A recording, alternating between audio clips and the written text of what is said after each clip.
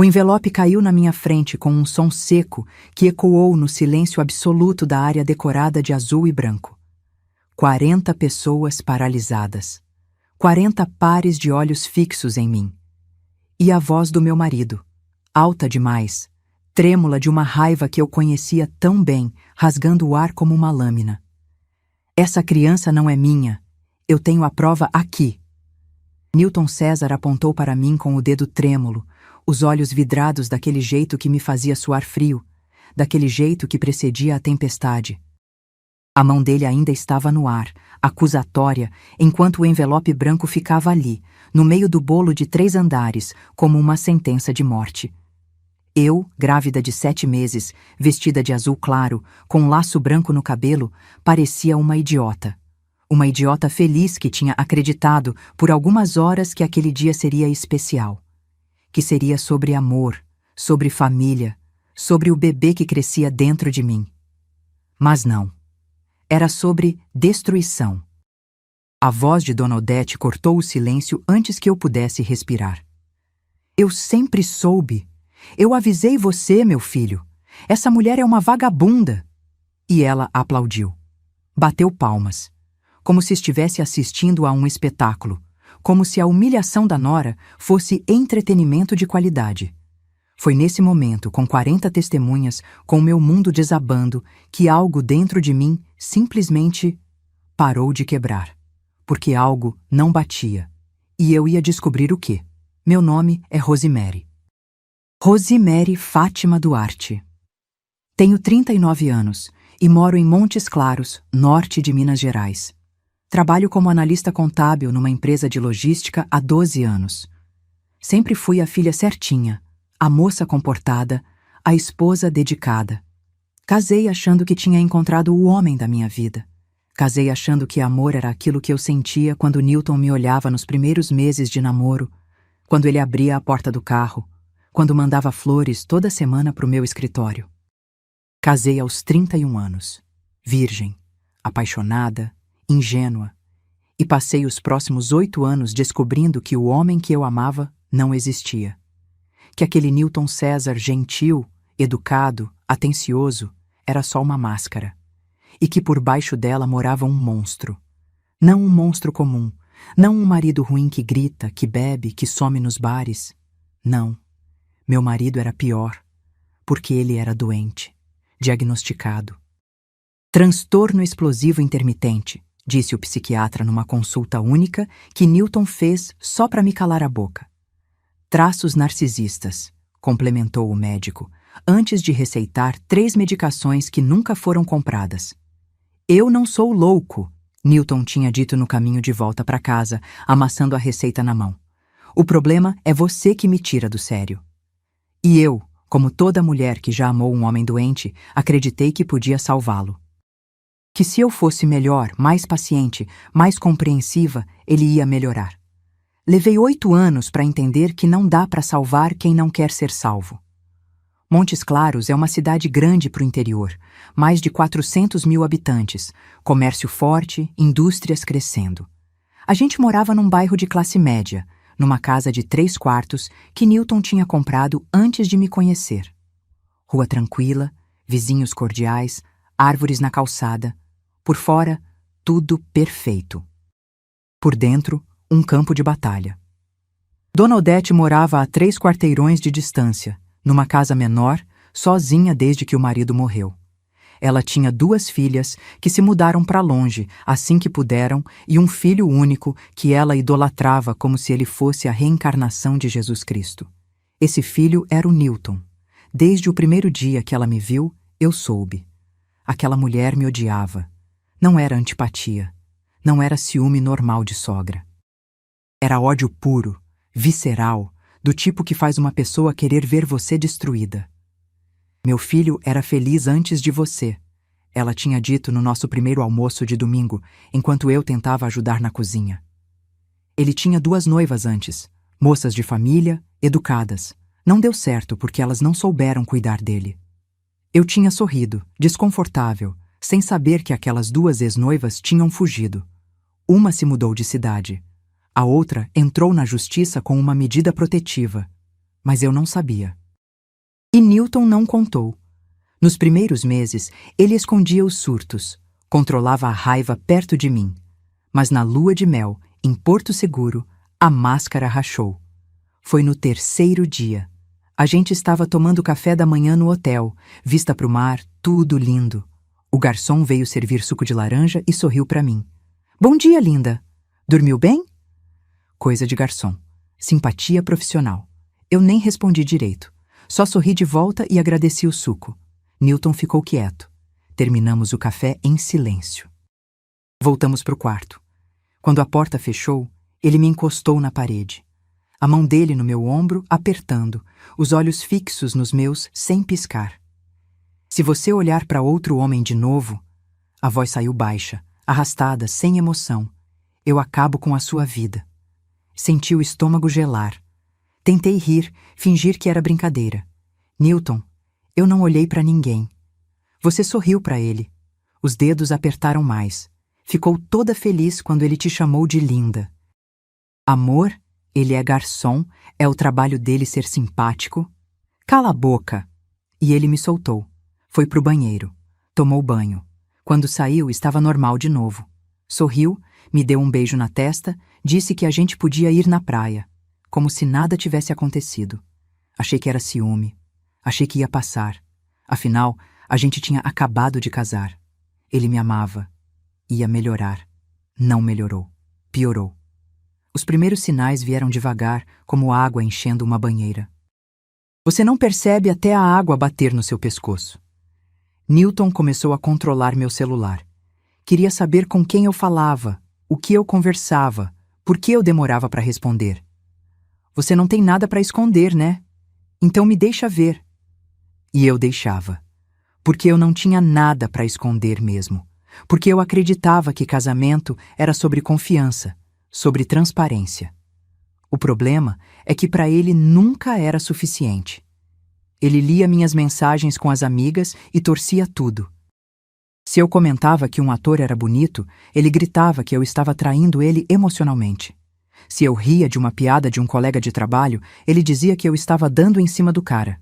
Quebrou meu celular 3 vezes, sempre no meio de um surto, sempre jogando contra a parede, pisoteando, destruindo. Agora você não vai poder falar com seus amantes, ele dizia, ofegante, suado, como se tivesse acabado de correr uma maratona. E depois chorava, se ajoelhava, pedia desculpas. Eu sou doente, Rose, eu preciso de você. Sem você, eu me mato. E eu ficava. Porque eu tinha pena, porque eu achava que ele precisava de mim, porque a mãe dele ligava e dizia que eu era a única coisa boa na vida dele, que eu não podia abandoná-lo, que Deus ia me castigar se eu desistisse. Dona Odete sempre soube usar Deus como arma. Teve uma vez que cheguei 20 minutos atrasada do trabalho. Trânsito parado por causa de acidente na avenida principal. Liguei para ele, avisei, expliquei. Quando cheguei em casa, a porta da frente estava trancada por dentro. Toquei a campainha. Nada. Bati. Gritei. Newton, abre a porta! Silêncio. Newton bateu na taça de vidro com uma colher. O tilintar agudo cortou o ar, cortou as conversas, cortou tudo. 40 pessoas viraram para ele. 40 sorrisos expectantes, esperando um discurso fofo do futuro papai. Eu também sorri. Boba, ingênua. Grávida de 7 meses, achando que finalmente teria um momento de paz. Ele estava de pé ao lado da mesa do bolo, a postura estranhamente rígida, os ombros tensos. A mão que segurava a taça tremia levemente. Vi uma veia pulsando no pescoço dele, grossa, saltada. Gente, eu tenho um anúncio. A voz saiu controlada demais, ensaiada, como se ele tivesse repetido aquelas palavras 1000 vezes no espelho. Minha mãe estava sentada do meu lado esquerdo, a mão dela repousando suavemente no meu ombro. Senti os dedos dela apertarem um pouco, como se ela também tivesse sentido algo errado no ar. Newton enfiou a mão no bolso da calça social. Tudo em câmera lenta. Cada movimento deliberado, teatral. Ele queria que todos vissem, que todos prestassem atenção. Tirou um envelope branco. amassado nas pontas, como se tivesse sido dobrado e desdobrado várias vezes.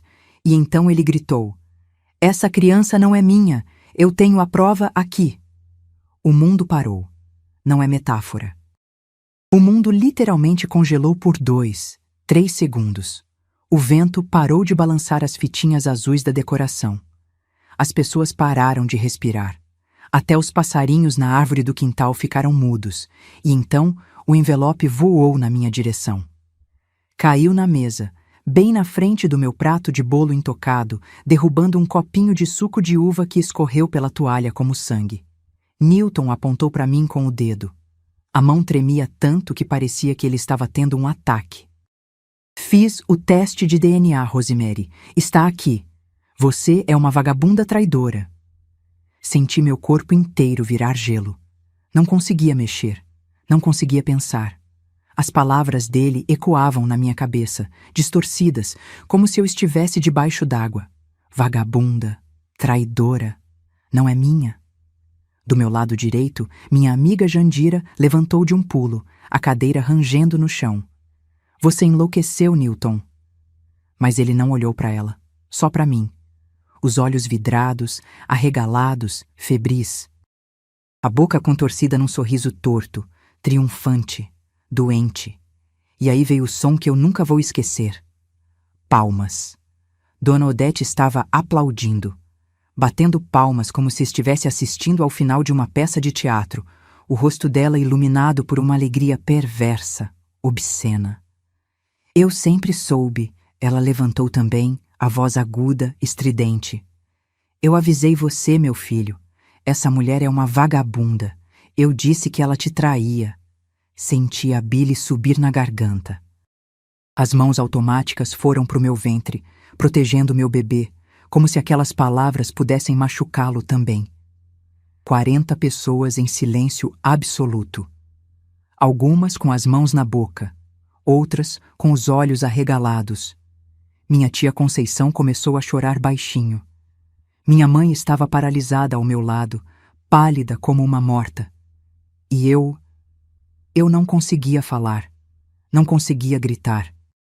Não conseguia fazer nada além de olhar para aquele envelope maldito que tinha acabado de destruir minha vida na frente de todo mundo que eu amava. A humilhação não tem som, sabia? A gente acha que tem.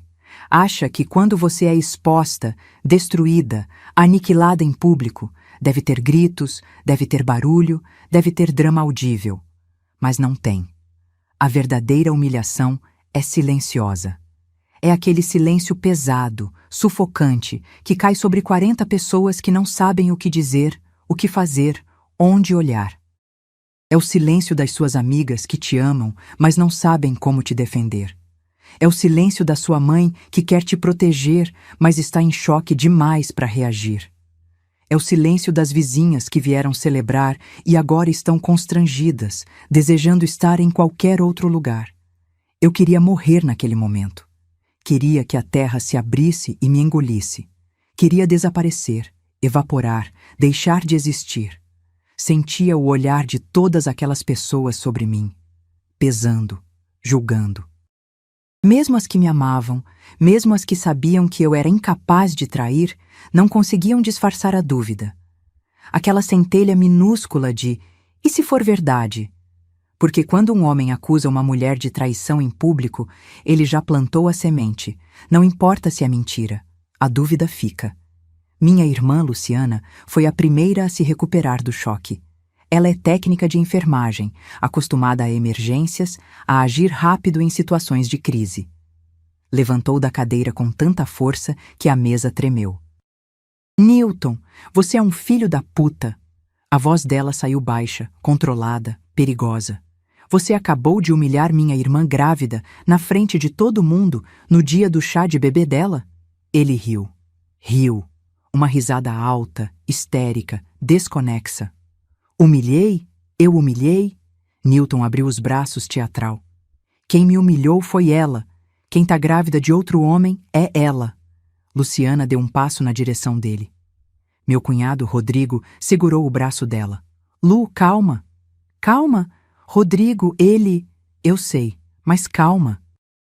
Deixa a Rose processar. Processar. Como se fosse possível processar algo assim. Como se meu cérebro conseguisse organizar aquele caos, aquela dor, aquela destruição em pensamentos coerentes. Dona Odete veio até a mesa, os passos curtos, apressados, a mão estendida para o envelope como se fosse um troféu. Mostra para elas, filho, mostra o resultado, deixa todo mundo ver a verdade. A voz dela estava embriagada de felicidade, felicidade genuína. Ela estava feliz em me ver destruída. Senti a raiva começar a ferver dentro de mim. Devagar, subindo do estômago pro peito, pro pescoço, esquentando meu rosto. Não. Espera. Não era só raiva. Era outra coisa. Algo que eu nunca tinha sentido antes. Algo frio, calculado, que cortava através da dor e da humilhação como uma lâmina de gelo. Lucidez. Porque algo estava errado. Muito errado. Newton não tinha feito teste de DNA. Eu tinha certeza disso. Para fazer teste de paternidade antes do bebê nascer, precisa coletar material do feto. É invasivo, caro, perigoso. Nenhum médico faz sem o consentimento da mãe. E eu não tinha dado consentimento para nada. Então como ele tinha um resultado? A menos que... Minha mão, que estava congelada no colo, se moveu. Devagar. Em direção ao envelope. Newton viu. Os olhos dele brilharam, expectantes. Isso. Pega. Lê em voz alta para todo mundo ouvir. A voz dele estava diferente agora.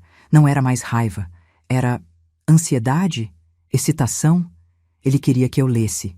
Estava ansioso para que eu lesse. Peguei o envelope. Os dedos tremiam, mas não de medo.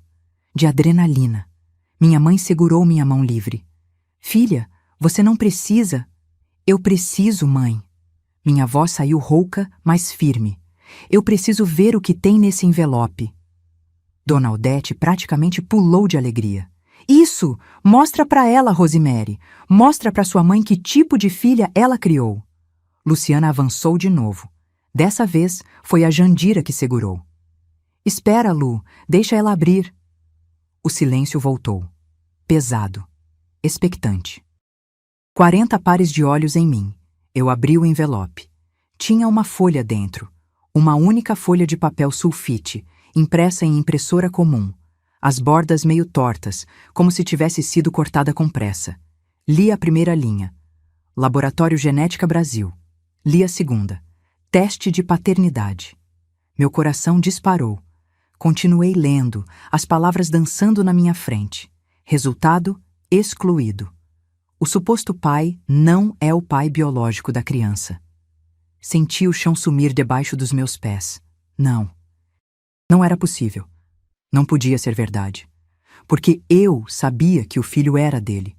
Eu nunca tinha estado com outro homem. Nunca. Newton foi o primeiro e único homem que me tocou na vida inteira. Mas ali estava, escrito, impresso. Excluído. Dona Odete se aproximou, vitoriosa. Viu? Viu? Meu filho é homem de verdade, não é pai de filho de vagabunda. E algo quebrou dentro de mim. Não foi a dor, não foi a humilhação, foi outra coisa. Eu comecei a rir. Não foi uma risada normal. Foi uma risada que começou baixinho, quase um suspiro, e foi crescendo, crescendo, até ficar alta, histérica. Eu ria e chorava ao mesmo tempo, as lágrimas escorrendo pelo rosto, o corpo sacudindo, a barriga de 7 meses tremendo com as gargalhadas. Todo mundo me olhava como se eu tivesse enlouquecido. Talvez eu tivesse. Newton franziu a testa, a expressão de triunfo dando lugar à confusão. Tá rindo do quê? Não consegui responder. Só continuei rindo, segurando o papel, lendo de novo, e de novo, e de novo, até que vi a linha que mudou tudo. Data da coleta, 14 de outubro de 2023. Parei de rir. Nome do suposto pai, Newton César Andrade. Respirei fundo. Nome da mãe, Rosemary Fátima Duarte. Senti o sangue esfriar. Nome da criança. Levantei os olhos do papel. Olhei para o Newton. Ele estava tenso, esperando minha reação, o sorriso nervoso ainda no rosto. Nome da criança: Pedro Henrique Andrade. Pausa. Data de nascimento: 6 de março de 2019. Silêncio absoluto. Respirei devagar. Senti minha mente, que estava em pânico há 5 minutos, subitamente ficar cristalina, clara, fria. Olhei para o Newton. Newton. Minha voz saiu calma, perigosamente calma. Qual é o nome do nosso filho? Ele piscou. O quê? Nosso filho. O bebê que eu tô carregando. A gente já escolheu o nome? Que pergunta idiota é essa, Rosemary? A gente tá discutindo ainda. Você quer Davi? Eu quero... E quando ele nasceu? Não nasceu ainda. Você tá grávida de 7. Então me explica. Levantei o papel, as mãos firmes agora, a voz cortante. Me explica como existe um teste de DNA de um filho meu que se chama Pedro Henrique, que nasceu em 6 de março de 2019, 4 anos atrás. Vi o sangue sumir do rosto dele. Vi Dona Odete congelar, o sorriso morrendo nos lábios. Me explica, Newton. Dei um passo na direção dele. Como é que eu tenho um filho de 4 anos que eu não sabia? Ele abriu a boca. Fechou. Abriu de novo. Você... Eu, o quê? Outro passo. Eu tenho um filho secreto escondido em algum lugar? Um Pedro Henrique de 4 anos que apareceu do nada? Luciana levantou. Veio até mim. Rose, me deixa ver esse papel. Passei para ela. Ela leu rapidamente, os olhos percorrendo cada linha, e então pegou o celular. Laboratório Genética Brasil. Ela murmurou, digitando no Google. Esperamos. 15 segundos que pareceram 15 horas. Ela levantou os olhos do celular. Me olhou. Olhou para o Newton. Esse laboratório foi fechado em 2020. A voz dela estava trêmula, mas tinha aço nela. Foi investigado por laudos falsos e perdeu a licença da Anvisa. Não existe mais há 3 anos. Pronto. Ali estava. A verdade. Olhei para o Newton. Vi o exato momento que ele entendeu que tinha cometido um erro. Um erro catastrófico, irreversível. Você falsificou esse documento. Não foi pergunta. Foi afirmação. Você pegou um resultado falso, antigo, de outra pessoa, trocou os nomes, achou que eu não ia perceber. Não, você tá inventando. Mas a voz dele estava desesperada agora. Aguda, quebrando. Dona Odete tentou intervir. Filho, vamos embora. Essas pessoas estão tentando te enganar. Cala a boca! Newton gritou para a própria mãe. Você que me arrumou essa merda. Você que disse que era só trocar os nomes. Silêncio. Ele tinha confessado. Na frente de 40 testemunhas. Dona Odete ficou branca. Começou a gaguejar.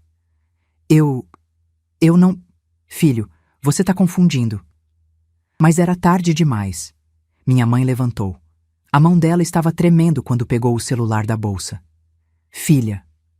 Ela me olhou, os olhos cheios de lágrimas, mas a voz firme. Eu gravei tudo, desde o momento que ele abriu a boca. Newton olhou para ela, os olhos arregalados. Você não pode... Posso sim. Minha mãe apertou o botão de parar a gravação. E vou mandar para a polícia. Agora. E foi aí que o monstro acordou de verdade. Newton avançou na direção da minha mãe. Não foi um passo, foi um salto. Os olhos completamente vidrados, a boca espumando, as mãos estendidas como garras. Me dá esse celular, velha! Rodrigo apareceu do nada, se jogando entre eles. Segurou Newton pelos ombros, empurrando-o para trás. Calma, calma, calma. Tira a mão de mim. Vocês estão todos contra mim. Newton se debatia, tentando se soltar, o rosto vermelho, as veias saltadas no pescoço, gritando numa língua que não era mais humana, só sons guturais de raiva pura. Era o surto. O surto completo que eu já tinha visto dezenas de vezes em casa, mas nunca em público. Nunca na frente de testemunhas. Luciana já estava com o celular na mão, discando. Alô? Polícia? Preciso de uma viatura urgente. Tem um homem em surto na Rua das Acácias, número 284. Desliga esse telefone, Newton berrou, ainda tentando se soltar do Rodrigo. Vocês vão ver. Eu vou acabar com vocês. Eu vou me matar e a culpa vai ser de vocês. E aí eu vi Dona Odete tentando sair de fininho. Ela estava se esgueirando pela lateral da área, a bolsa apertada contra o peito, os olhos baixos, tentando alcançar o portão sem ninguém perceber. Mas a Jandira percebeu. Ah, não. Minha amiga, toda 1,53 dela, plantou-se na frente do portão, os braços cruzados. A senhora vai ficar e explicar direitinho essa palhaçada. Sai da frente, menina. Não saio. Dona Odete tentou empurrá-la. Jandira não se mexeu. Eu disse para sair. E eu disse que não. Jandira olhou para mim, depois para a velha. A senhora passou anos humilhando minha amiga, anos jogando o filho doente dela contra ela, e agora vai fugir? Dona Odete começou a chorar. Lágrimas instantâneas, dramáticas. Eu não sabia de nada, foi o Newton que inventou. Eu sou só uma mãe que quer proteger o filho. Mentira. Minha voz cortou o choro dela, firme, fria. A senhora planejou isso comigo, a senhora que plantou a ideia na cabeça dele, a senhora que arrumou esse documento falso. Eu não fiz nada. O seu próprio filho acabou de confessar, na frente de todo mundo, foi gravado. Dona Odete parou de chorar imediatamente. Olhou para mim com um ódio tão puro, tão destilado, que eu senti fisicamente. Você nunca foi boa o suficiente para o meu filho, ela sibilou. Nunca. Ele merecia uma mulher de verdade, não uma... Não deixei ela terminar. Uma mulher que não ia descobrir a farsa?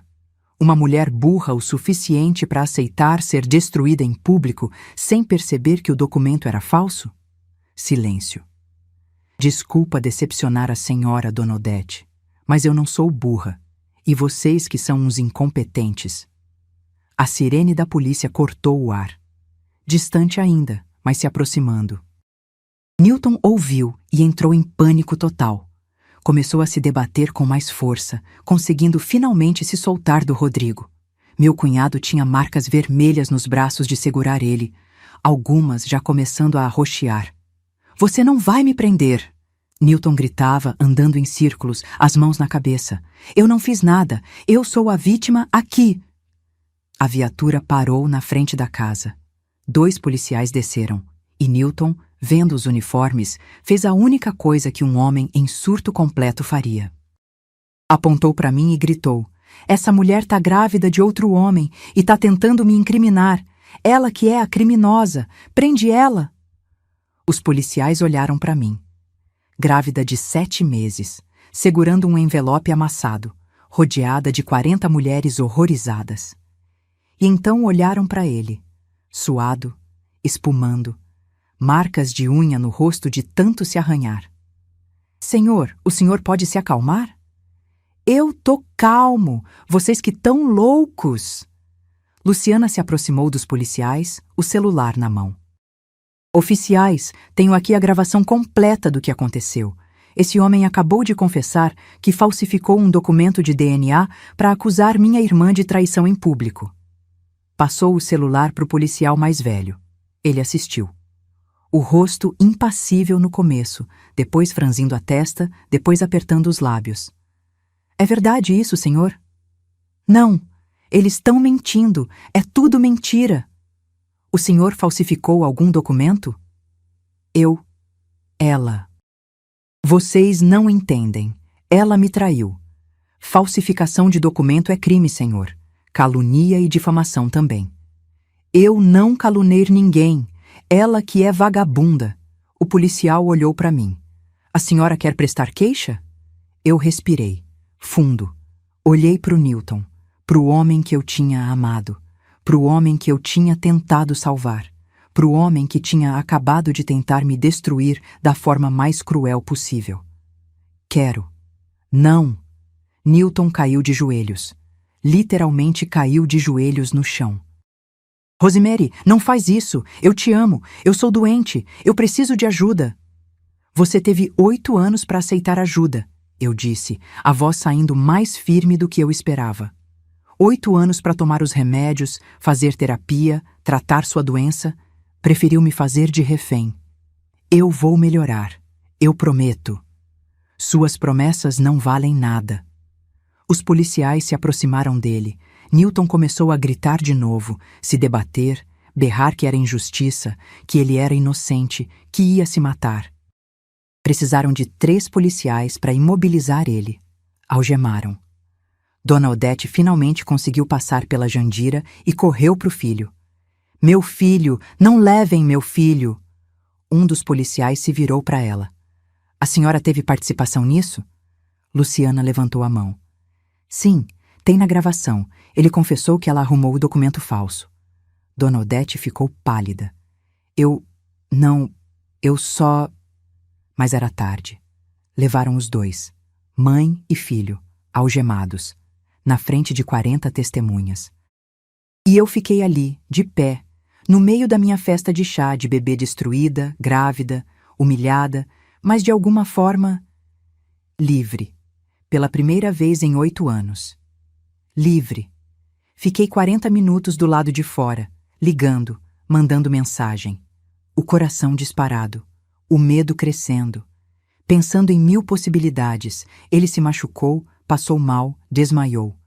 Quando ele finalmente abriu, estava calmo, tranquilo demais. Pensei que você tivesse morrido, eu disse, quase sem ar, entrando e jogando a bolsa no sofá. Ele fechou a porta atrás de mim, trancou com a chave e enfiou a chave no bolso. Onde você estava?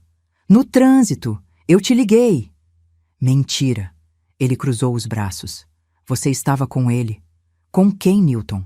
Eu estava presa no trânsito. Com quem você me trai, Rosemary? Fala o nome dele. E começou. O interrogatório.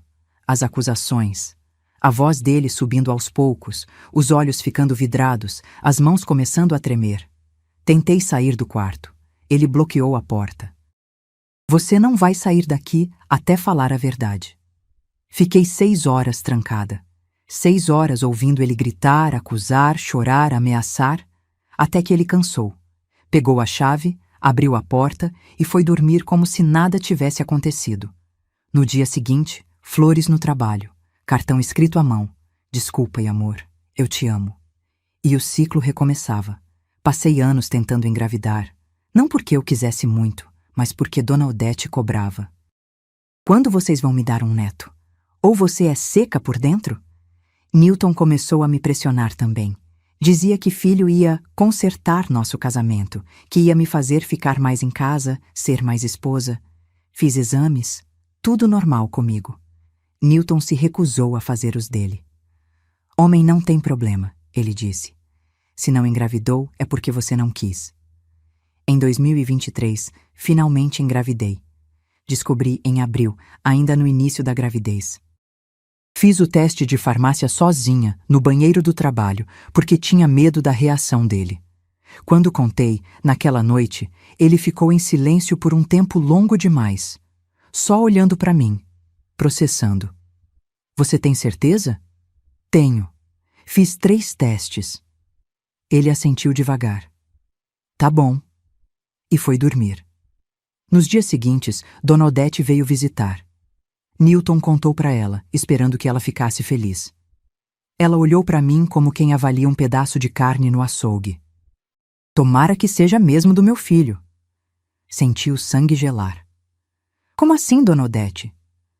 Você sabe como é. Ela deu de ombros, mexendo no café. Mulher que fica muito tempo fora de casa, sempre tem dúvida. Newton não defendeu. Não falou nada. Só ficou sentado, absorvendo cada palavra venenosa que a mãe plantava.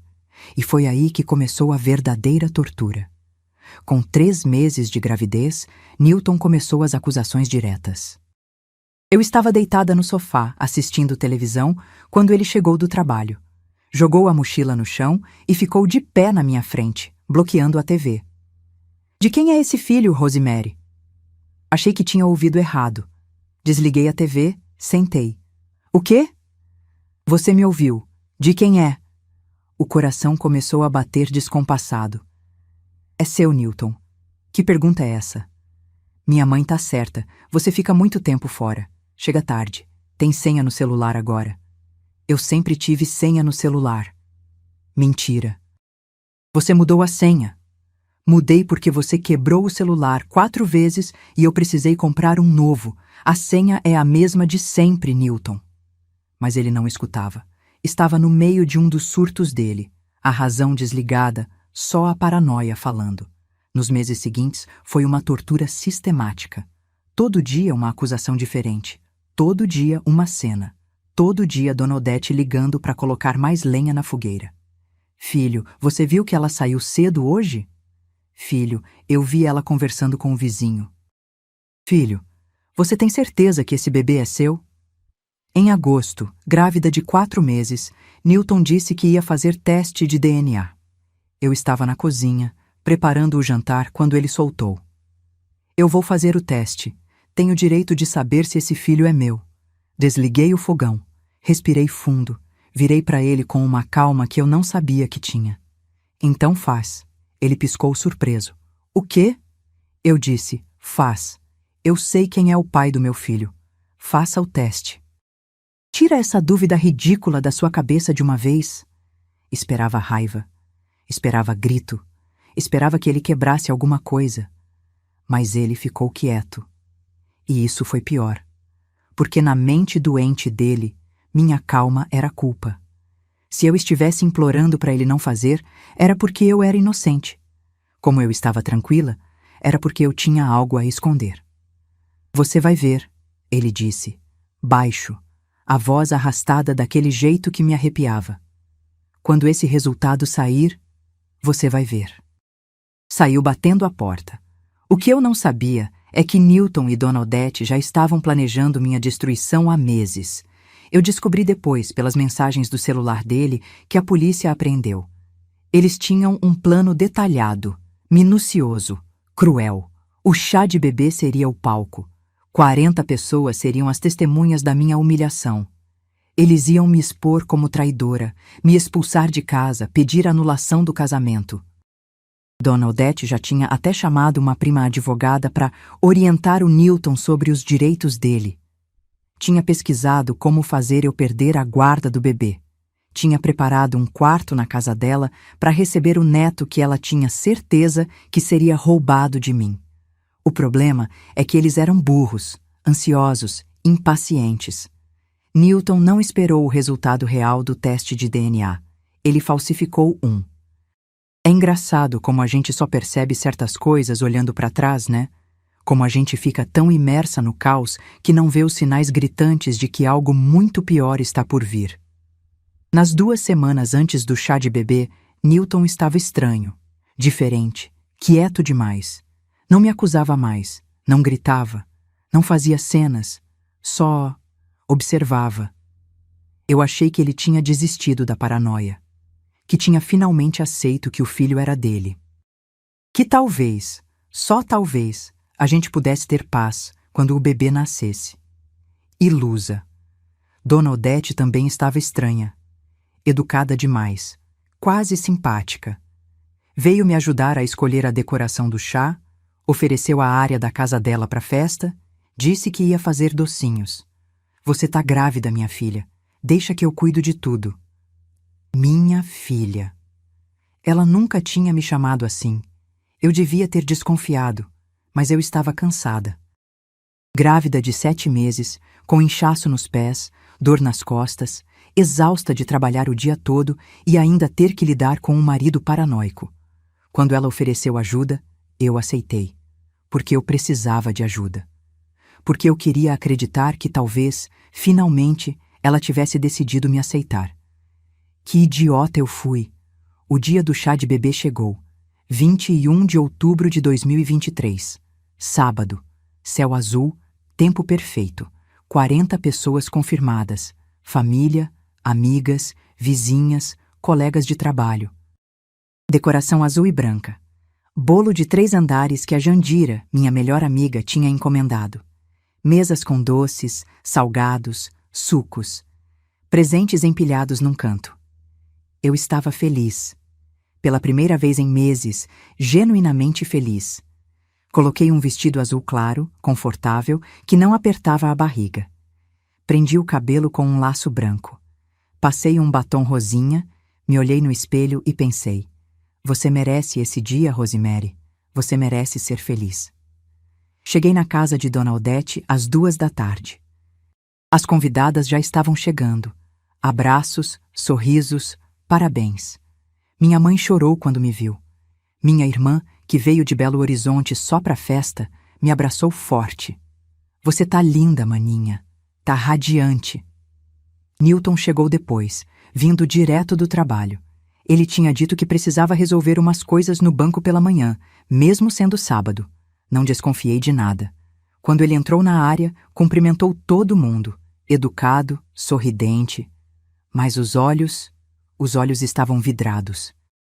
Eu conhecia aquele olhar que vinha antes da tempestade. Dona Odete também estava estranha, inquieta, olhando para o Newton a cada 2 minutos, como se esperasse um sinal. Às 3h30, cortamos o bolo. Tirei fotos com as amigas, abri alguns presentes. Tudo normal, tudo perfeito. E então Newton pediu silêncio. Sei que você que está me assistindo agora deve estar com o coração apertado, imaginando o que vem a seguir. Eu também estava, naquele exato momento, sem saber que minha vida estava prestes a explodir na minha frente. Se você está se identificando com essa história, se você já viveu ou está vivendo algo parecido, deixa aqui nos comentários de que cidade você é e que horas está assistindo. Não esquece de se inscrever no canal e ativar o sininho para não perder os próximos vídeos. E se puder, deixa seu like. Isso me ajuda muito a continuar trazendo essas histórias para vocês. Porque você precisa saber como termina. Você precisa ver que tem saída, que tem justiça. E, principalmente, você precisa entender que a verdade sempre, sempre aparece. Mesmo quando tentam enterrar ela no fundo de um envelope falsificado. A área da casa ficou em silêncio depois que a viatura partiu. Um silêncio diferente do anterior. Não era mais aquele silêncio pesado da humilhação, do choque, da vergonha. Era o silêncio do alívio, do descrédito, da tentativa coletiva de processar o que tinha acabado de acontecer. 40 pessoas ainda estavam ali, paralisadas, olhando para mim como se eu fosse uma sobrevivente de guerra. E, de certa forma, eu era. Minha mãe foi a primeira a se mover. Veio até mim, me abraçou com cuidado, as mãos tremendo nas minhas costas. Minha filha forte. E aí eu desabei. Comecei a chorar. Não aquele choro contido, educado, que a gente faz quando não quer incomodar ninguém. Não. Era aquele choro que vem de um lugar tão fundo que dói fisicamente, que rasga a garganta, que sai em soluços violentos. Chorei pelos 8 anos perdidos, pela humilhação, pela traição, por ter acreditado que aquele homem podia mudar, por ter desperdiçado minha juventude, minha sanidade, minha paz com alguém que nunca me amou de verdade. Minha irmã me abraçou do outro lado. Depois a Jandira. Depois minha tia Conceição. Fui sendo envolvida por mulheres, por amor, por apoio. E enquanto eu chorava, sentia meu filho mexer dentro de mim. Pequenos chutes, como se ele estivesse dizendo: "Tá tudo bem, mãe. Eu tô aqui." Quando finalmente consegui parar de chorar, meu rosto estava inchado, minha maquiagem completamente destruída. Mas eu me sentia limpa, como se aquelas lágrimas tivessem lavado anos de sujeira. Luciana me trouxe um copo de água. Bebi devagar, a garganta arranhando. "O que você quer fazer agora, Rose?" Ela perguntou, a voz suave. Olhei ao redor. A decoração azul e branca. O bolo intocado. Os presentes empilhados. 40 mulheres olhando para mim com compaixão, solidariedade e, em alguns rostos, admiração. "Quero comer bolo", eu disse. Houve um momento de silêncio. E então a Jandira riu. Uma risada alta, libertadora. "Então vamos comer esse bolo, porra." E foi o que fizemos. Cortamos o bolo de 3 andares. Comemos os docinhos. Bebemos suco. E aos poucos, a festa que tinha sido destruída foi se reconstruindo em algo diferente. Não era mais um chá de bebê comum. Era uma celebração da verdade, da justiça, da força feminina. Minhas amigas começaram a me contar histórias de relacionamentos abusivos que elas tinham testemunhado, de amigas que não tiveram a sorte que eu tive de descobrir a farsa a tempo. Você fez a coisa certa, Rose, disse Dona Marlene, uma vizinha de 60 anos. Esse homem ia destruir você e seu filho. A festa acabou por volta das 7 da noite. As convidadas foram embora aos poucos, cada uma me abraçando, me oferecendo apoio, me dando seus números de telefone. Se precisar de alguma coisa, me liga. Qualquer hora. Fiquei só com minha família. Minha mãe, Luciana, Rodrigo, minha tia Conceição e a Jandira, que se recusou a ir embora. Você não vai ficar sozinha hoje, ela disse, categórica. Não discuti. Não queria ficar sozinha. Fomos para a casa da minha mãe. A casa onde eu cresci, onde eu tinha sido feliz antes de conhecer Newton. Sentamos na sala, em silêncio, processando. Foi minha mãe que quebrou o silêncio. A gente precisa ir na delegacia amanhã, formalizar a queixa. Assenti. Sabia que tinha que fazer isso, mas só de pensar em reviver tudo de novo, em contar para estranhos. Eu vou com você, Luciana disse. E vou levar toda a documentação. A gravação, o documento falsificado, fotos das marcas no Rodrigo, tudo. Rodrigo levantou a manga da camisa. As marcas dos dedos do Newton estavam roxas agora, feias, na pele clara dele. Isso é prova de agressão física, Luciana disse, tirando fotos com o celular. Pode ser útil. Minha tia Conceição, que tinha ficado quieta esse tempo todo, falou. Rosemary, você vai precisar de advogado. Eu conheço uma menina muito boa. Doutora Patrícia. Ela trabalha com casos de violência doméstica e falsificação de documento. Eu não tenho dinheiro para advogado, tia. Você vai ter. A gente faz uma vaquinha na família. E se precisar, eu pago do meu bolso. Mas você vai ter a melhor defesa possível. Senti os olhos encherem de lágrimas de novo. Não de dor, de gratidão. Obrigada, sussurrei. Jandira se levantou, pegou o celular. E eu vou cuidar de outro problema. Que problema? Ela me mostrou o celular. O vídeo da minha mãe já tinha vazado no WhatsApp. Tinha gente compartilhando, comentando. Alguns defendendo o Newton, dizendo que ele era vítima, que eu tinha armado tudo. Senti o estômago revirar. Eles estão dizendo que eu armei? Gente idiota sempre vai existir, Rose, mas eu vou cuidar disso. Jandira começou a digitar furiosamente. Vou fazer um textão explicando tudo direitinho, com prints do documento falso, com foto do laboratório fechado, com tudo, e vou mandar em todos os grupos da cidade.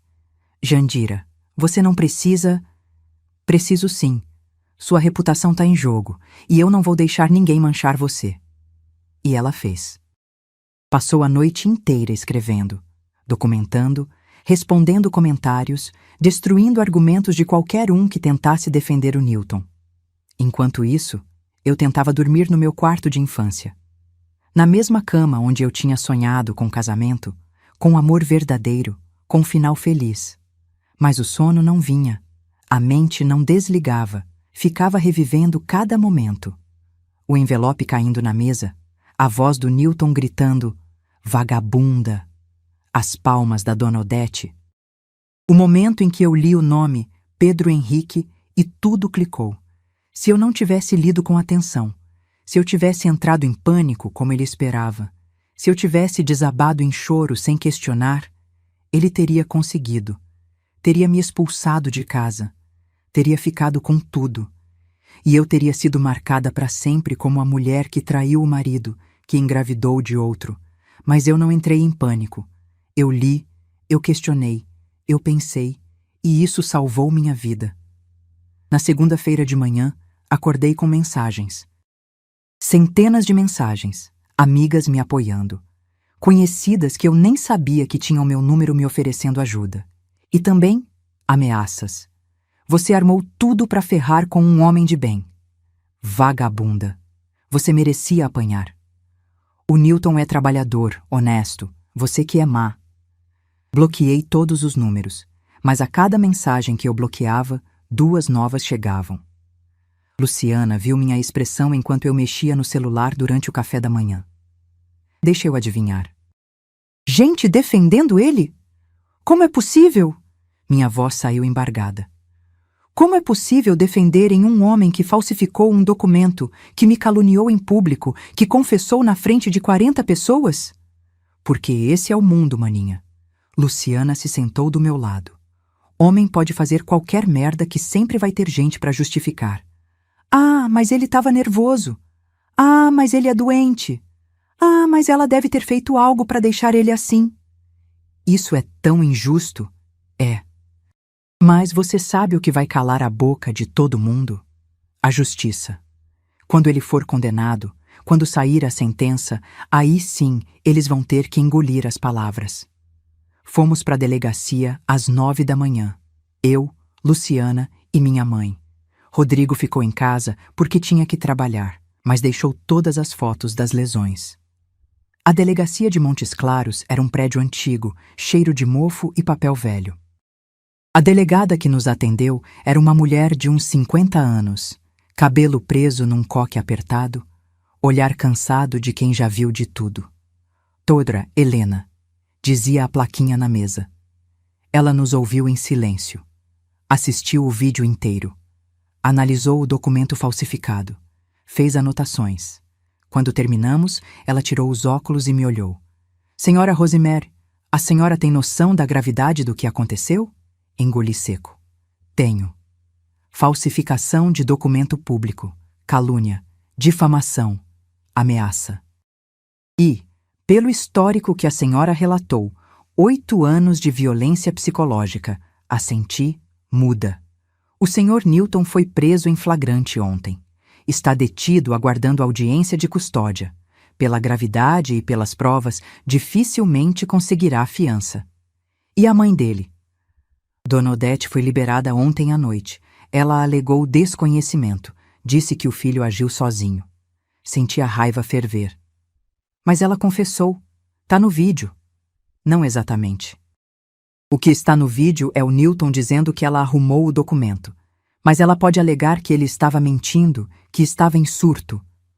Então ela vai ficar impune? Doutora Helena suspirou. Não necessariamente. Vamos investigar.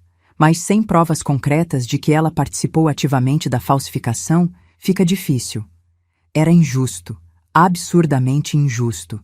Mas eu estava cansada, cansada demais para brigar por tudo. Eu só quero que ele fique longe de mim e do meu filho. Vou pedir medida protetiva. Ele não poderá se aproximar da senhora, nem fazer contato de nenhuma forma. Se descumprir, vai preso de novo. E a casa? A casa está em nome dele? Está. A senhora tem direito de ficar na casa conjugal durante o processo de divórcio. Ele não pode te expulsar. Mas eu não queria mais aquela casa. Não queria mais nada que me lembrasse dele. Eu não quero voltar lá. É seu direito também. A senhora pode pedir pensão alimentícia para o bebê e indenização por danos morais. Indenização. Dinheiro. Como se dinheiro pudesse pagar 8 anos de abuso. Mas não era sobre dinheiro. Era sobre justiça. Era sobre fazer ele pagar de alguma forma. Eu quero, eu disse, firme. Saímos da delegacia 3 horas depois, exausta, emocionalmente drenada. A doutora Patrícia, a advogada que minha tia tinha indicado, nos encontrou num café perto da delegacia. Ela era jovem, uns 35 anos, cabelo cacheado solto, olhar determinado. Rosemary, eu li tudo que sua tia me mandou. Assisti o vídeo. E quero te dizer uma coisa. A gente vai destruir ele na justiça. A forma como ela disse, tão firme, tão confiante, me deu forças. Você acha que a gente tem chance?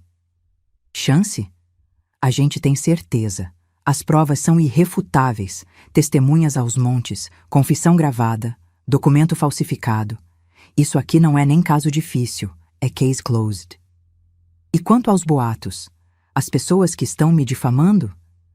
A gente pode processar por difamação também. Mas te digo, Rose, não vale a pena. Essas pessoas são irrelevantes. Vão se calar sozinhas quando a sentença sair. Ela abriu a pasta, tirou uns papéis. Agora, vamos falar de estratégia. Divórcio litigioso, pedido de danos morais, pensão para o bebê, partilha de bens. E eu vou pedir que ele seja obrigado a fazer tratamento psiquiátrico como parte da pena. Ele vai ser condenado? Com essas provas? Com certeza. Pode não pegar muito tempo, mas vai ter ficha criminal. E vai ter que te indenizar. Assinei a procuração. Autorizei tudo. Estava pronta para a guerra, porque não era mais sobre mim. Era sobre meu filho. Sobre garantir que ele crescesse longe daquele homem doente, daquela família tóxica. Os dias seguintes foram uma montanha-russa. A audiência de custódia do Newton aconteceu na quarta-feira. A juíza negou fiança. Ele ficaria preso até o julgamento. Dona Odete foi à audiência. Chorou, implorou. Disse que o filho era doente, que precisava de tratamento, não de prisão. A juíza foi firme. Seu filho teve 8 anos para procurar tratamento. Escolheu usar a doença como desculpa para abusar da esposa. Agora vai responder pelas consequências. Newton foi levado de volta para a cela gritando que era injustiça, que eu tinha armado tudo, que ia se matar. Ameaças vazias. Ele sempre dizia que ia se matar quando não conseguia o que queria. Nunca tentou de verdade. Era manipulação. Dona Odete tentou me procurar.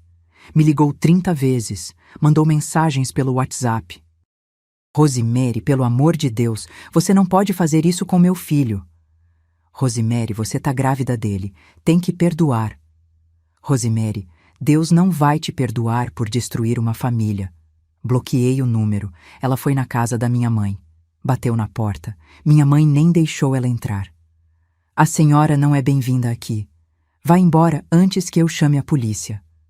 Dona Odete caiu de joelhos na calçada, literalmente de joelhos. Pelo amor de Deus, meu filho vai morrer na cadeia. Os vizinhos saíram para ver. Minha mãe fechou a porta. Depois soube que ela foi morar com a irmã no interior. Não aguentou a vergonha. O vídeo tinha viralizado em Montes Claros inteira. Todo mundo conhecia a sogra que ajudou o filho a forjar exame de DNA. Parte de mim sentia pena dela. Uma parte pequena, minúscula. O resto de mim lembrava de cada humilhação, cada comentário maldoso, cada tentativa de destruir meu casamento. E a pena morria. O processo do divórcio começou em novembro. Eu estava com 8 meses. Newton, da prisão, tentou contestar tudo. Pediu a guarda do bebê. Alegou que eu era instável emocionalmente, que tinha armado tudo para ficar com o patrimônio dele. A doutora Patrícia destruiu cada argumento. Apresentou laudos psicológicos, testemunhos das 40 pessoas do chá de bebê, histórico de violência doméstica, o documento falsificado, a gravação da confissão. O advogado dele desistiu no meio do processo. Literalmente desistiu. Pediu para sair do caso. Disse que não tinha como defender. Newton ficou com defensor público, que também não tinha como defender. Em dezembro, faltando 2 semanas para o meu bebê nascer, saiu a primeira sentença. Newton foi condenado a 2 anos em regime semiaberto por falsificação de documento, calúnia e difamação. Mais tratamento psiquiátrico obrigatório. Mais medida protetiva permanente. Teria que me pagar R$50 mil de indenização por danos morais. Mais pensão alimentícia de um salário mínimo para o bebê até ele completar 18 anos. A casa seria vendida e o valor dividido. Ele apelou, claro. Mas a advogada me garantiu que não ia mudar nada. Ele vai cumprir pena, Rose. E você vai receber seu dinheiro. Naquela noite, deitada na minha cama de infância, sentindo meu filho chutar, chorei de alívio. Tinha acabado. Finalmente tinha acabado. Eu era livre. A liberdade tem um gosto estranho quando você passou anos sem ela. É doce, mas arde um pouco na garganta. É leve, mas ao mesmo tempo você fica esperando o peso voltar. Demorei semanas para acreditar que tinha acabado de verdade. que Newton estava preso, que eu não ia acordar com ele em pé na porta do quarto, os olhos vidrados, pronto para começar mais um interrogatório. Dezembro chegou quente em Montes Claros. O tipo de calor que gruda na pele, que torna difícil respirar. Mas para mim, tudo parecia mais leve. Minha barriga estava enorme. Eu mal conseguia amarrar os próprios sapatos. Minha mãe fazia tudo por mim. Comida, limpeza, companhia. Você precisa descansar, filha. Falta pouco. Faltava pouco. Mas eu ainda tinha um monte de coisas para resolver. A casa, nossa antiga casa conjugal. Eu precisava ir lá, pegar minhas coisas, fechar aquele ciclo. Mas só de pensar em entrar naquele lugar de novo, meu estômago revirava. Foi a Jandira que tomou a decisão por mim. Rose, eu vou lá com você. A gente pega suas roupas, seus documentos, o que você quiser trazer e deixa o resto para leilão. Eu não sei se consigo. Consegue sim. E eu vou estar do seu lado. Fomos num sábado pela manhã. Eu, Jandira, Luciana e Rodrigo. Levamos caixas vazias e sacos de lixo. Quando abri a porta, o cheiro me atingiu como um soco. Cheiro de fechado, de mofo, de memórias ruins. A casa estava do jeito que eu tinha deixado. A cama desarrumada. Roupas jogadas no chão. Louça suja na pia. 8 anos da minha vida naquelas paredes. 8 anos de medo, de choro escondido, de andar em ovos para não despertar o monstro. Por onde a gente começa? Luciana perguntou, colocando as mãos na cintura. Pelo quarto. Quero pegar minhas roupas, meus documentos, fotos da minha família. Entramos no quarto. O guarda-roupa ainda estava como eu deixei. Minhas roupas de um lado, as dele do outro. Comecei a tirar as peças, dobrar, colocar nas caixas. Jandira me ajudava, separando o que ainda servia, o que tinha que ir para o lixo. Foi quando abri a gaveta da mesinha de cabeceira do Newton que encontrei. Um caderno. Espiral preto, surrado nas pontas. Abri, e meu sangue gelou. Era um diário, mas não um diário comum. Era um registro obsessivo de mim. Páginas e páginas escritas com a letra torta do Newton. Datas, horas, lugares onde eu tinha ido, com quem eu tinha falado. 14/03/2023, 08:35. Rosemary saiu de casa. Disse que ia para o trabalho. Segui de longe, foi direto, entrou 08:52. Não conversou com ninguém na rua. 14/03/2023, 12:17. Liguei para o trabalho dela. A atendente disse que ela estava em reunião. Liguei no celular. Não atendeu. Suspeito. 14/03/2023, 18:43. Chegou em casa. Atrasada 13 minutos. Perguntei onde estava. Disse trânsito. Cheiro diferente. Será que trocou de perfume? Ou é perfume de homem? Página após página. Meses de registro. Cada movimento meu vigiado, analisado, distorcido.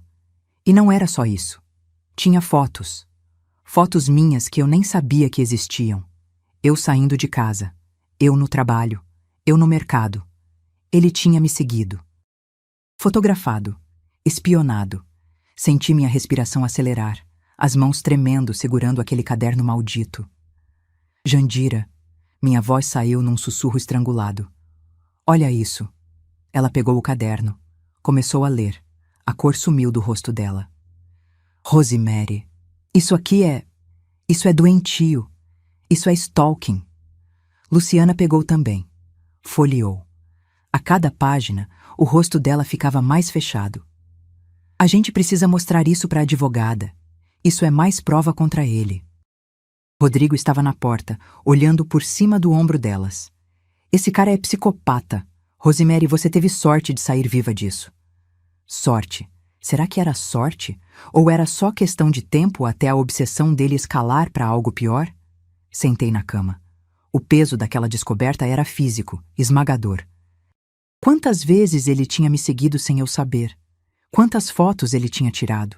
Quanto tempo ele passou obcecado, planejando, vigiando, e eu vivendo naquela casa, dormindo ao lado dele todas as noites, sem fazer ideia da profundidade da doença dele.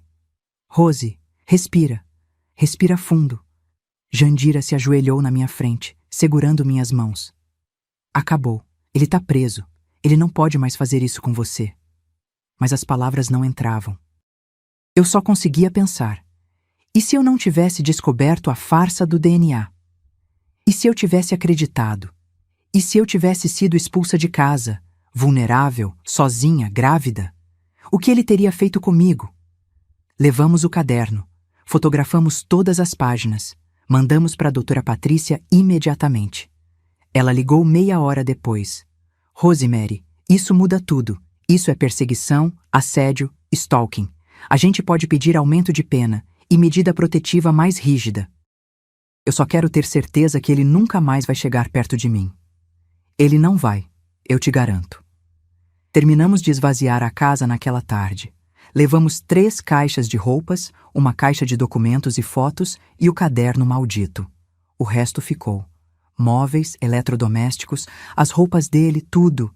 Não queria nada que me lembrasse daquele lugar. Quando tranquei a porta pela última vez, senti algo se soltar dentro de mim. Um nó que estava apertado há anos. Não era mais minha casa. Nunca tinha sido, na verdade. Tinha sido minha prisão.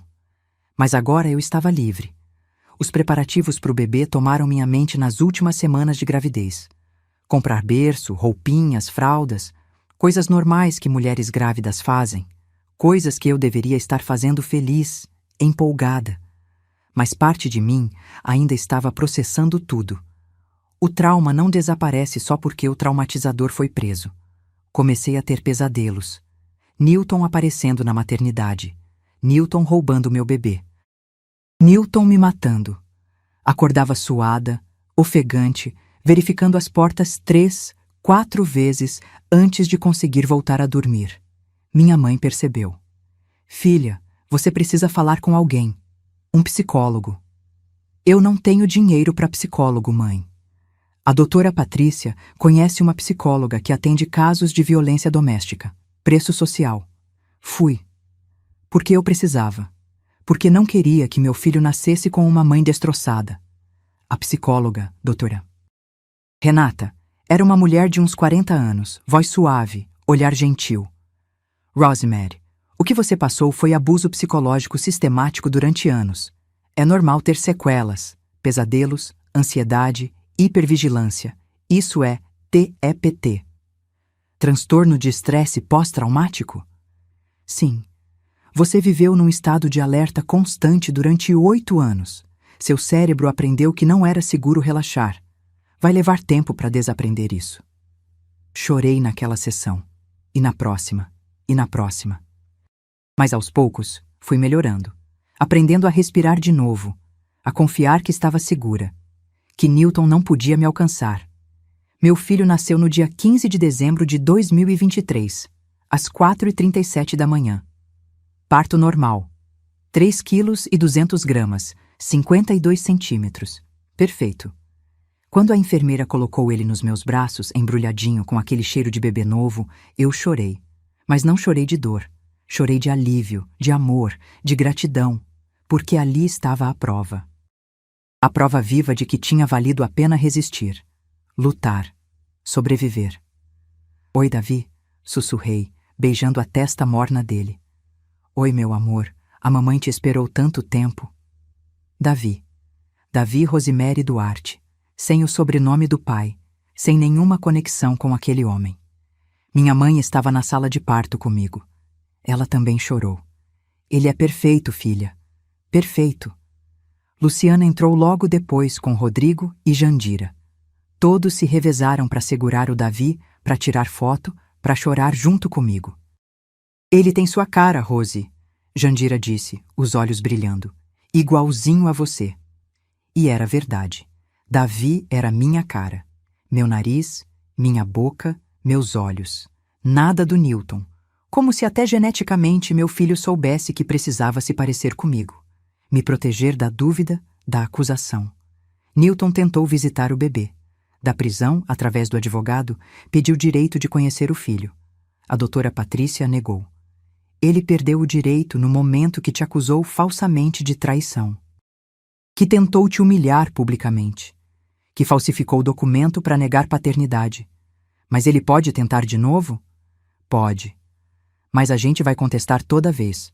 E com o histórico dele, dificilmente algum juiz vai autorizar. Mesmo assim, recebi cartas. Cartas que o Newton escrevia da cadeia que chegavam no endereço da minha mãe. Não li nenhuma. Queimei todas. Dona Odete também tentou contato. Mandou recado através de conhecidos, pedindo para ver o neto. Ignorei. Aquela mulher tinha passado 8 anos me destruindo. Tinha participado ativamente da minha humilhação. Tinha aplaudido quando pensei que minha vida tinha acabado. Não ia ter acesso ao meu filho. Nunca. O Natal de 2023 foi diferente de todos os outros. Foi o primeiro Natal em 8 anos que eu passei em paz, sem medo, sem ter que andar em ovos. Passamos na casa da minha mãe, família reunida. Davi com 10 dias de vida, dormindo no meu colo enquanto todos comiam e riam e faziam planos para o ano novo. Luciana brindou com suco de uva. A mulher mais forte que eu conheço, minha irmã. Que 2024 seja o ano da reconstrução. Todos repetiram. Reconstrução. Olhei para o meu filho, para o meu Davi dormindo, alheio a tudo, seguro nos meus braços. E pensei, sim, reconstrução, porque eu tinha sido quebrada, sistematicamente quebrada durante 8 anos.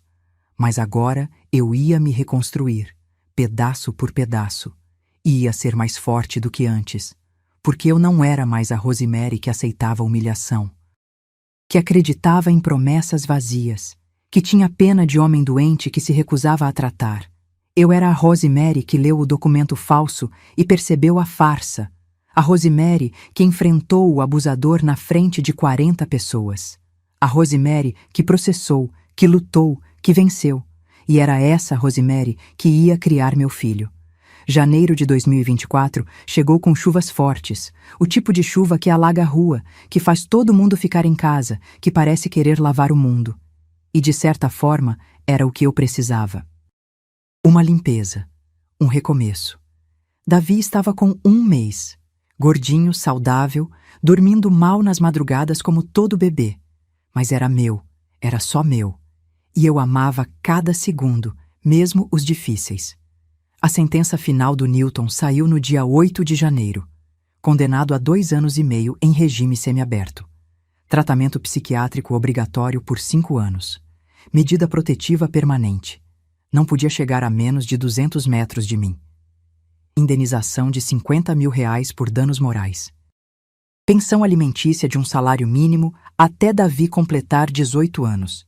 E o mais importante, perda definitiva da guarda. Ele podia pedir visitas supervisionadas quando saísse da prisão, mas eu tinha direito de contestar. E ia contestar. A doutora Patrícia me ligou quando a sentença transitou em julgado. Acabou, Rosemary. Ele não pode mais recorrer. A sentença é definitiva. Segurei o telefone com uma mão, o Davi dormindo no meu ombro com a outra. Obrigada. Por tudo. Você que lutou, querida. Eu só ajudei a documentar sua coragem. Desliguei o telefone e chorei. Mas dessa vez era choro de alívio completo, absoluto. Tinha acabado de verdade, legalmente, definitivamente. Newton ia cumprir pena, ia ter ficha criminal, ia ter que me pagar, e nunca mais ia poder se aproximar de mim ou do meu filho sem consequências. A casa foi leiloada em fevereiro. Vendeu por R$220 mil. Metade era meu, 110 mil. Mais os 50 mil da indenização que começaram a ser pagos em parcelas. Dinheiro que eu nunca imaginei ter. Dinheiro que representava minha liberdade, minha segurança. Usei parte para comprar um apartamento pequeno. 2 quartos, um para mim, um para o Davi. Num bairro seguro, perto da minha mãe, perto do trabalho. Nada luxuoso, mas era meu. Comprado com meu dinheiro, no meu nome, sem nenhuma conexão com aquele homem. No dia que recebi as chaves, sentei no chão da sala vazia e chorei de novo. A gente tem nossa casa, Davi, sussurrei pro meu filho que mamava tranquilo. Nossa casa, só nossa. Luciana me ajudou a mobiliar. Comprei tudo novo. Nada da casa antiga. Queria começar do zero. Berço branco pro Davi, cama nova para mim, sofá confortável, mesa de jantar pequena. Tudo simples, mas tudo meu. Minha mãe chorou quando viu pronto. Você merece, filha. Você merece cada centímetro dessa paz. Voltar pro trabalho foi estranho. Eu tinha saído de licença maternidade no meio do escândalo. Todo mundo sabia o que tinha acontecido. O vídeo tinha viralizado. Era impossível fingir normalidade. Mas minha chefe, doutora Márcia, me chamou na sala no primeiro dia. Rosemary, eu quero que você saiba. Aqui você é respeitada. O que aconteceu foi horrível, mas você se defendeu. Você é uma inspiração. Obrigada, consegui dizer, a voz embargada. E se alguém te perturbar, vem direto para mim. Não vou tolerar nenhum tipo de assédio ou comentário maldoso. Não precisou. As pessoas foram incrivelmente gentis. Colegas que eu mal conhecia vinham me abraçar, dizer que torciam por mim, que admiravam minha força. Teve uma estagiária nova que chegou perto de mim no intervalo. Rosemary, eu sei que não é da minha conta, mas eu tô num relacionamento assim. Meu namorado é muito ciumento, me controla o tempo todo. E vendo o que você passou, o que você fez, me deu coragem. Segurei a mão dela. Sai enquanto pode. Não espera ficar tão ruim quanto ficou para mim. Ela chorou. Eu tenho medo. Eu sei, mas o medo de ficar é maior. Acredita em mim. 2 semanas depois, ela terminou com ele. Me mandou mensagem agradecendo. E percebi que minha história, por mais dolorosa que fosse, estava ajudando outras mulheres. Estava mostrando que era possível sair, lutar, vencer. Em março, 3 meses depois do Davi nascer, Newton foi transferido para regime semiaberto. Podia trabalhar durante o dia, mas tinha que dormir na cadeia. Arrumou emprego num mercado, longe do banco onde trabalhava antes. Perdeu tudo: reputação, carreira, casa. Parte de mim, uma parte muito pequena, sentiu pena. Mas aí eu lembrava do caderno, das fotos, da obsessão, da humilhação pública. E a pena morria. Ele tentou mandar recado, através de conhecidos, através da dona Odete, dizendo que queria conversar, que tinha mudado, que estava fazendo terapia, tomando remédio. Ignorei tudo. Mudança real leva anos. E mesmo que ele tivesse mudado, o que eu duvidava, não mudava o que ele fez. Não apagava o trauma. Não devolvia os 8 anos que ele roubou de mim. A doutora Renata, minha psicóloga, me ajudou a processar isso. Você não deve nada para ele, Rosemary. Nem perdão, nem chance, nem conversa. Você já deu tudo o que podia dar. Agora é hora de se proteger. E foi o que fiz.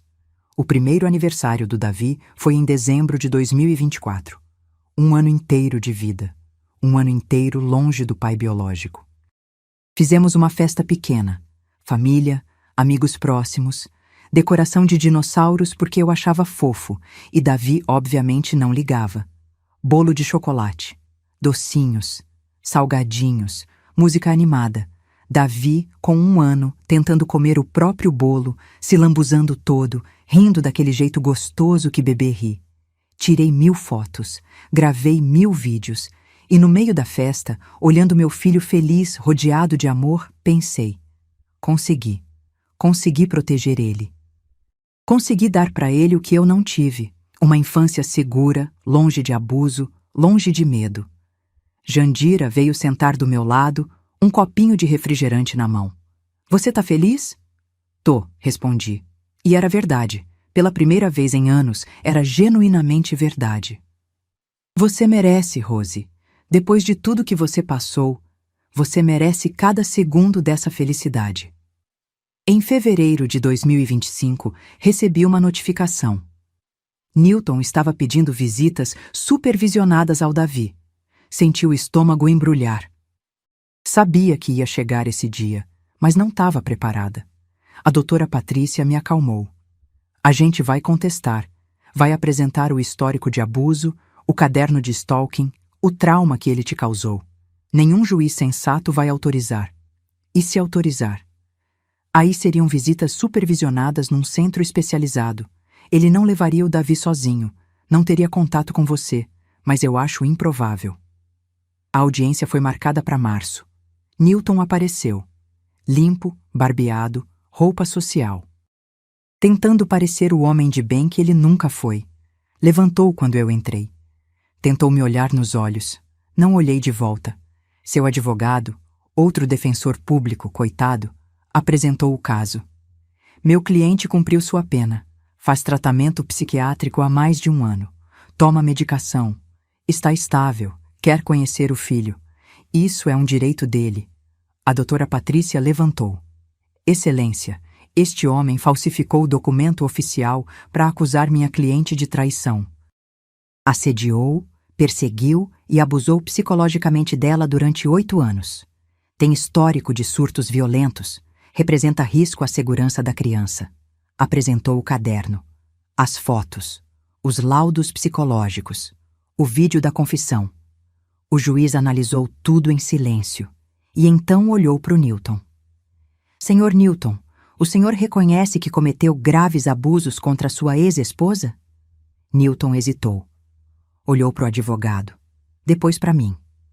Eu era doente. Eu não sabia o que estava fazendo. Mas sabia o suficiente para falsificar um documento, para planejar uma humilhação pública. Isso requer premeditação. Silêncio. Pedido negado. O senhor não terá direito a visitas até que a criança complete 5 anos de idade. Nesse momento, pode requerer nova avaliação. Newton explodiu. Isso é injustiça. Ele é meu filho. Os seguranças se aproximaram. O juiz bateu o martelo.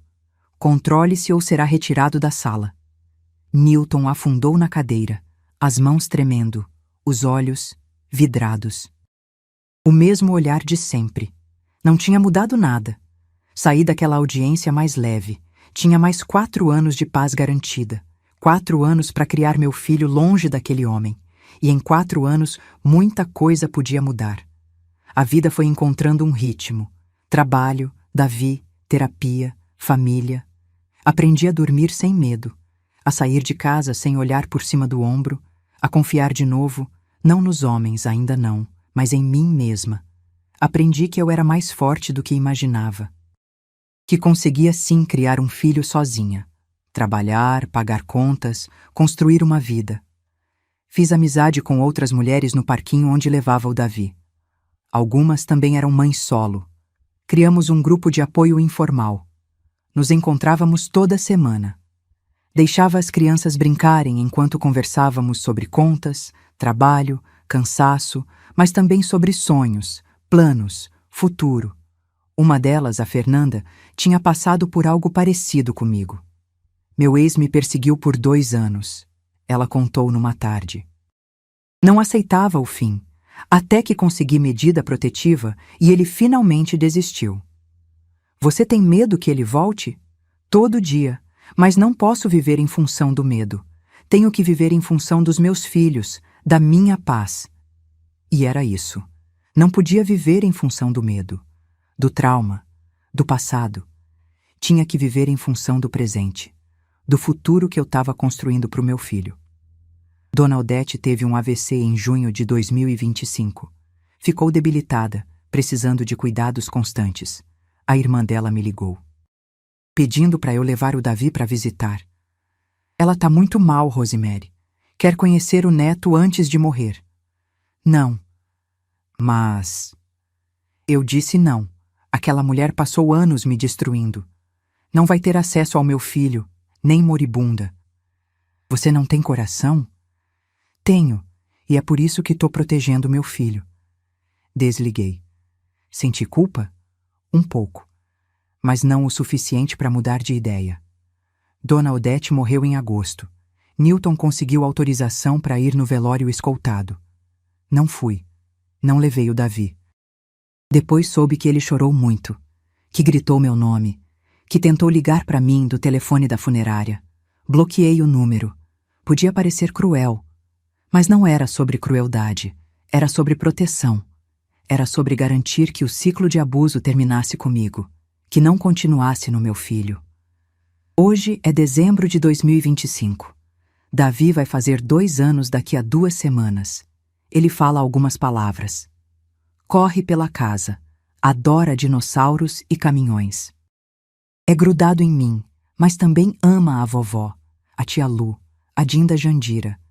É uma criança feliz, segura, amada.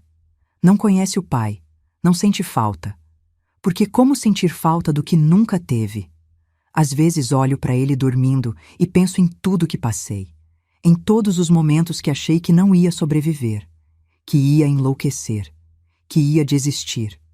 E penso, valeu a pena resistir, porque ele está aqui, saudável, feliz, longe da toxicidade, da violência, da doença mental não tratada. Aprendi muitas coisas nesses 2 anos. Aprendi que amor não controla, amor não vigia, amor não humilha.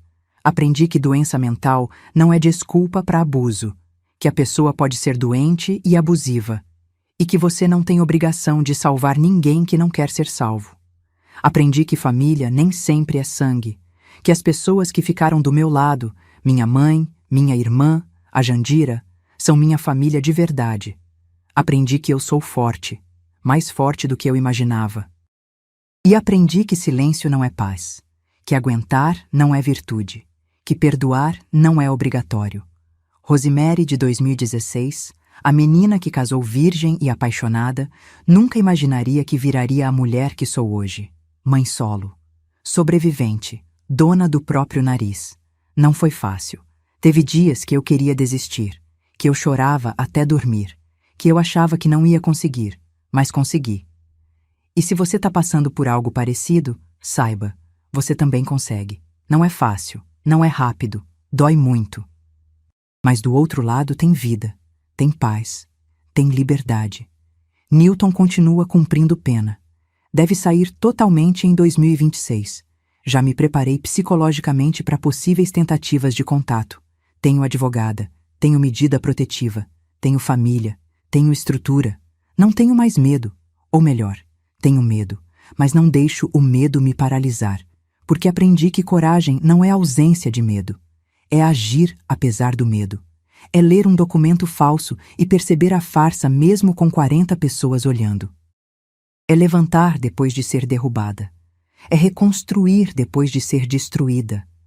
O chá de bebê que deveria ter sido o pior dia da minha vida acabou sendo o melhor. Porque foi o dia que a verdade apareceu, que a farsa foi exposta, que eu parei de ser vítima e virei sobrevivente. 40 pessoas testemunharam minha humilhação, mas também testemunharam minha força, minha vitória. E até hoje, quando encontro alguém que estava lá naquele dia, a pessoa me abraça, me diz que nunca esqueceu, que conta minha história para outras mulheres, que eu inspirei. Não queria ser inspiração, queria só ter tido um casamento normal, um marido saudável, uma vida tranquila. Mas não foi isso que eu tive, e tá tudo bem, porque o que eu construí depois, sozinha, com minhas próprias mãos, é muito mais valioso do que qualquer casamento de fachada. Davi acabou de acordar do cochilo da tarde. Tá me chamando. Mamãe, mamãe, vou lá. Pego ele no colo. Ele me abraça com aquela força de criança pequena, a cabecinha quentinha no meu pescoço. Amo você, mamãe. Amo você também, meu amor. Mais que tudo nesse mundo. E é verdade. Esse menino é meu mundo, minha motivação, minha razão para ter lutado. E vou continuar lutando, todo dia, para garantir que ele cresça seguro, amado, feliz, longe da violência, longe do abuso, longe da toxicidade. Se você chegou até aqui, obrigada por me ouvir, por ouvir minha história.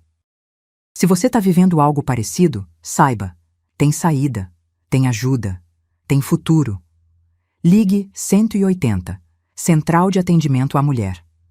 Procure uma delegacia da mulher. Fale com alguém de confiança.